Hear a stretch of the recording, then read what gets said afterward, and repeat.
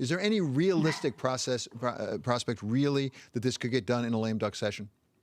Well, I think so. I think that last weekend when the chief of staff to the president, Mark Meadows, said, we're not controlling the virus, he confessed that they never intended to do so, that they called it a hoax, that it was going to disappear miraculously, magically, and the rest. And what has happened? People have died.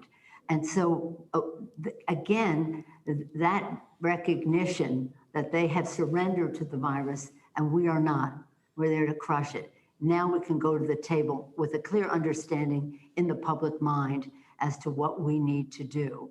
And I had hoped that we could at least have an agreement before the election, but they have not ever responded to, we'll come, the secretary and I will come to a place of, all right, this is where we could be, but we've never gotten back. 2 weeks ago today, the secretary said that they were willing to accept our testing language with a light touch in the language. The light touch happened to be erasing 55% of it, largely in communities of color who are dying at a higher rate than people who are white.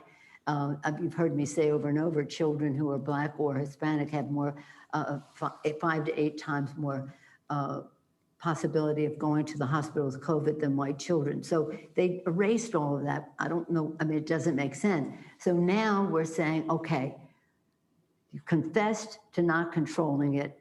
You understand that we must.